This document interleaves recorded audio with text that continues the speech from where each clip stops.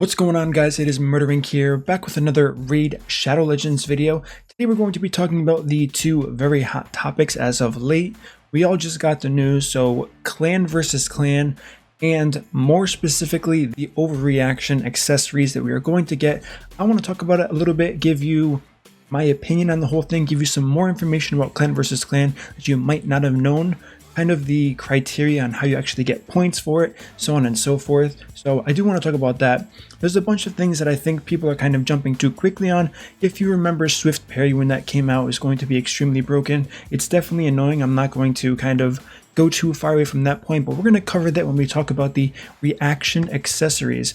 Outside of that, when Relentless gear was introduced to the game, people definitely went crazy over that change in addition, saying it's so OP to grant an extra turn so many times, and even still, Relentless gear is still pretty tame as far as a gear set. But first, as always, we're going to talk about the clan versus clan. What do we think about it? I've mentioned this for the past couple months in stream, kind of giving people some kind of teasers and spoilers about it. It's pretty much a glorified advanced quest system for clans. Now obviously everyone wanted to see some type of battleground system with arena. That's really what we wanted, but this is what we got instead. I kind of knew this is coming, so what does this mean? What is the matchmaking going to mean? Honestly, let's just take a moment and talk about clan ranking systems. Obviously, I'm no longer in Gods and Legends. I am now in an elite clan that's kind of a sub-chapter of the Mad clan group, focused on strictly player versus player content. That's all we do 7 days a week. We talk about arena, how we can do better, theory crafting, so on and so forth. And it's pretty much a group of the most elite players in the game, only focused on player versus player. And it's the first clan of that type because it's only limited to 30 people, and only the best people will actually remain in the clan and be able to hold their spot, and it's always going to be competitive, kind of like a revolving door. Now the reason why I left Gods and Legends after all of this time is because there's no benefit in being in a, I guess we can call it rank 1 clan. Now Gods and Legends was not the best clan in the game because it said number 1 on the ranking system. The ranking system literally means nothing. We had the best players in the game, the greatest competitive community, second to none in the entire game, and it was a really fun place to be, and it still is by no means. I would definitely say Gods and Legends is still the most competitive community in the entire game, simply based on how it's structured, how things are run there, and the fact that everyone loves to have fun there as well, which is obviously the key part in clans. Right now, the top clan that we're going to see in the game, it's whoever can stack the most resistance on their chest, the most crit rate on their gloves, and it just really means nothing. So as far as the ranking goes, you're going to see when I start showing you some information on how you actually get, I guess, points or whatever they're going to do for this clan versus clan, that it's going to be whichever clan unfortunately spends the most money.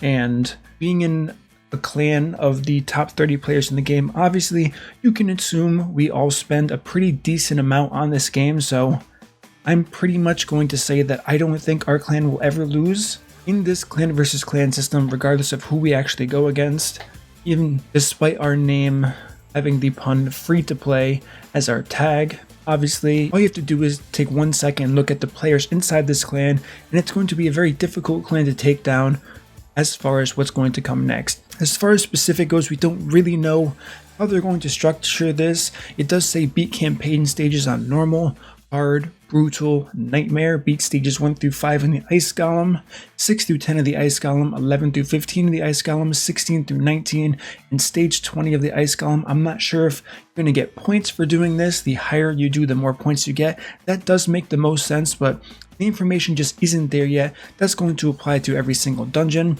Beat stage 1 through 5, 6 through 10, 11 through 15. For the potion keeps, the same thing applies to Minotaur. Once again, you can only assume and hope that the higher stages will always yield higher points, and it's not like a required threshold. You have to do X amount of 1 through 5, then you can move on. That would be terrible for the game, so I'm pretty sure they're smart enough not to add that. The next thing we have here can get a bit expensive. We have upgrade champion skills. Not everyone wants to upgrade skills all the time. Maybe someone like me that has 1,400 rare books can actually use that to our advantage in doing pretty well in a clan versus clan tournament. However, there are subsections here as well, common champions, uncommon, rare, epic, and legendary champion skills.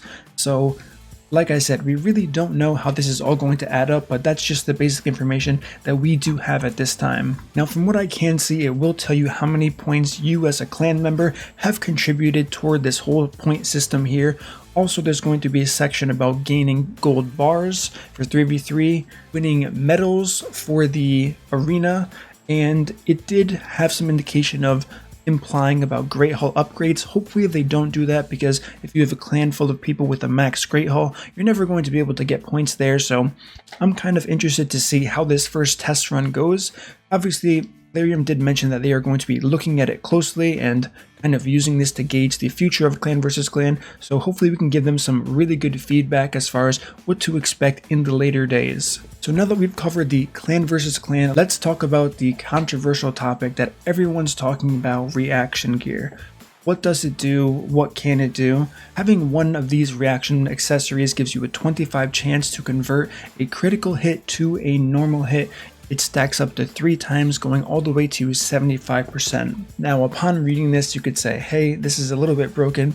I do agree the percentages are a bit high. However, I really don't think it's going to change a lot, and I'm going to kind of give you my point of view on that after seeing all these other gear sets kind of initiate itself into the game here. So this is kind of where I'm looking for your feedback. Definitely let me know in the comments what you guys think. So I'm going to give you my opinion on this, and you can kind of think about how you feel about it and let me know based on that. So reactions going to slightly change but not fully change the meta. The meta definitely needs to be changed. It's been kind of revolving around the same champions for a decent amount of time now.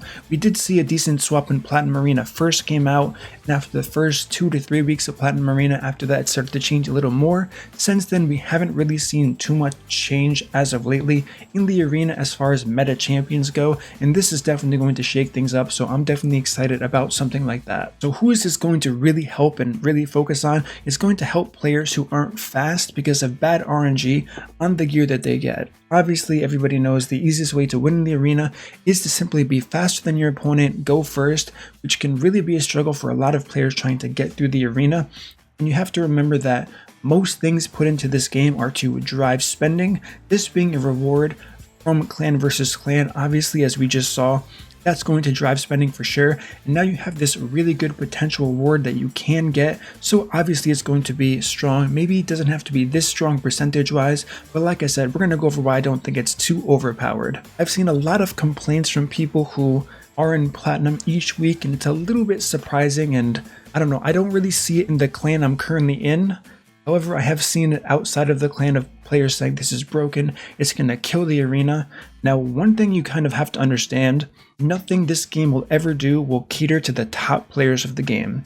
It's not a smart business model, they shouldn't do it. They really don't care if a whale quits. I know a lot of whales are entitled, saying they should do something to kind of cater to my needs, but game will never do that. They don't make the majority of their money based on the whales of this game. It's the people who are spending $10 to $100 and then quitting or slowly playing and trickling in and playing a little bit more from here and there. So that's obviously going to be the target market for Plarium here. And now with that being said, and with that major point kind of hitting home there, you have to understand that if you're a top player in this game, it literally doesn't matter what comes out in the arena.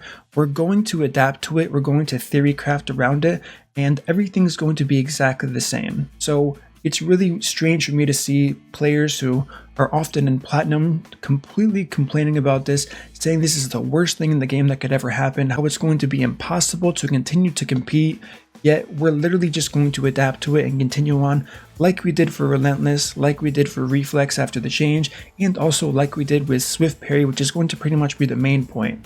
Now, one major improvement that I'm sure everyone noticed from Swift Parry gear is the fact that this reaction set only lasts until the person wearing it gets a turn. So right off the bat, the easiest way you can think of to counter this is to just CC the enemy, because they're going to be building slow, making sure they take the longest amount of time before they get a turn, so they have the reaction bonus always active for them, and they're really shelling off a 75% chance, assuming you have 3 accessories on them, of getting hit with the full force of whatever enemy is attacking you.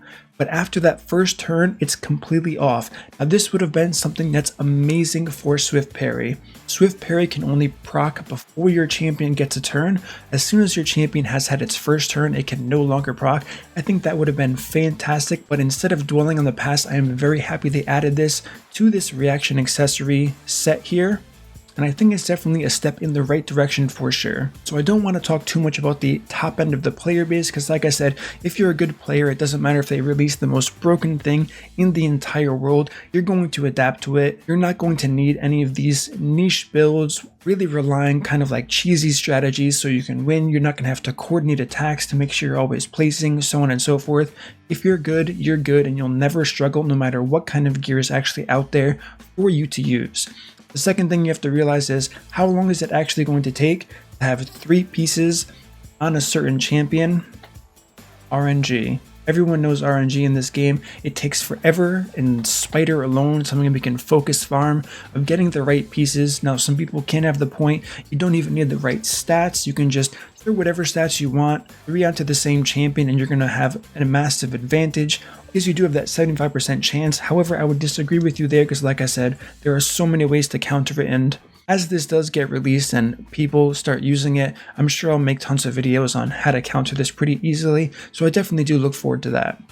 Now, back to my point of the majority of the player base that this really is important to. I think this is a good improvement. People are going to get 1 piece here, 1 piece there, having that 25% chance all the way up to a 75% chance of not completely getting destroyed because you're too slow in this game doesn't seem like a terrible idea to me. A lot of fights, and I've noticed this especially on my progression account, they go more than just a back and forth of whoever's faster just one-shots the other team. There is a decent amount of back and forth. Since your gear's not quite at the top level yet, you don't have enough just yet to start one-shotting champions. So this is going to add a lot of benefit to those players if they are in a clan where they can get those pieces. And then lastly, one of the biggest complaints is people always say, I wish the devs actually played the game. And one thing I want people to understand is, even if the people that designed Raid played it every single day, they will never be as good or as smart about Raid as us as the player base. We are playing every single day. We are going out of our way to theorycraft. They are not doing this. They are here to make a game, make a business model, and make money. We are here to play the game, push it to the limits of the game. The devs then can take that information, process it, and then change the game as they see fit. Can they do a better job changing the game based on feedback? Absolutely. Do they have to be careful on whose feedback they take?